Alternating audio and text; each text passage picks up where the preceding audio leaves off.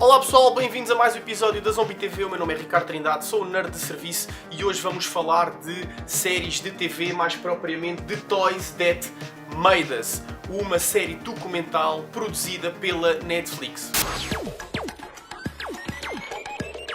E como o programa hoje é dedicado a brinquedos, a nossa mascote Marcelo voltou, está bem de vida, teve na cirurgia plástica, mas ele está de volta. Marcelo, diz olá às pessoas que não conhecem a tua pessoa, que não conhecem a mascote da Zombie TV. Diz lá olá às pessoas. Olá! Vamos então analisar The Toys That Made Us. E esta série é ideal para ser falada aqui na Zombie TV porque tem tudo a ver com a Zombie TV. Tem a ver com a essência da cultura nerd, tem a ver com os anos 80 que nós referenciamos muito aqui no canal. É uma série que tem 4 episódios, no total vai ter 8, mas a primeira temporada já lançou 4 episódios, depois vão sair mais 4. Os primeiros 4 episódios são Star Wars, Barbie, He-Man e G.I. Joe.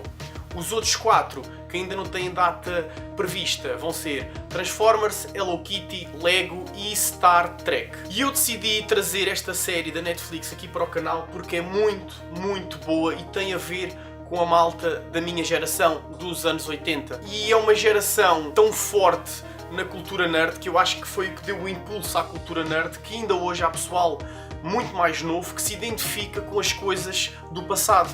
E eu acho que esta série mostra muito bem o porquê dos anos 80 serem o boom da cultura nerd, terem sido a explosão que nos trouxe até aqui, até agora, que é uma coisa popular, que é uma coisa que não é de nicho, é uma coisa que está massificada e que todos nós gostamos. Porquê é que eu acho que esta é uma série muito boa?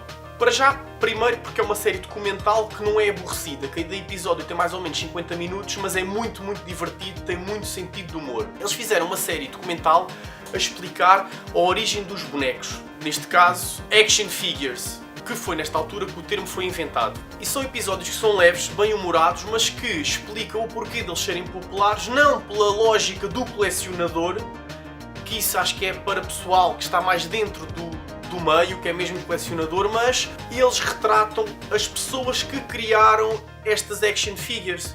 Retratam as histórias mirabolantes e até ridículas do que se passava por trás da criação destes brinquedos. E são histórias fantásticas, muito bem-humoradas e que nós olhamos para trás e dizemos assim: como é que é possível aquilo ter acontecido? Vou-vos dar um exemplo. No terceiro episódio aborda a linha do He-Man. Basicamente eles queriam criar um brinquedo que fizesse frente aos brinquedos do Star Wars, que na altura eram os mais populares. Então eles decidiram criar um Macho Man. Mas o He-Man tinha uma desvantagem.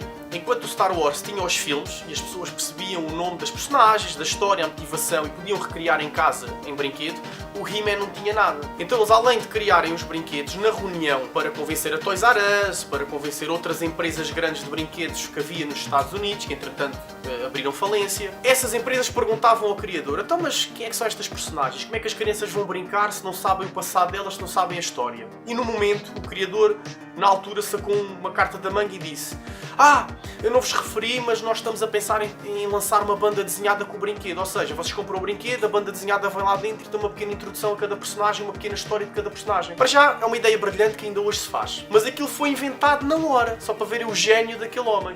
E a empresa disse: epá, boa ideia, sim senhor, vamos assinar com vocês. Na segunda reunião foi o Toys R Us. E o Toys R Us disse: então mas e como é que a gente sabemos os nomes das personagens? Como é que as crianças se vão identificar com as personagens? Porque não há filmes, não é? No Star Wars ao menos ainda há filmes, ainda há bandas desenhadas, eles conseguem identificar-se. E eles dizem: sim, mas nós já estamos a produzir uma banda desenhada. Muito bem, então mas aqui diz no papel que isto é de 5 anos para cima.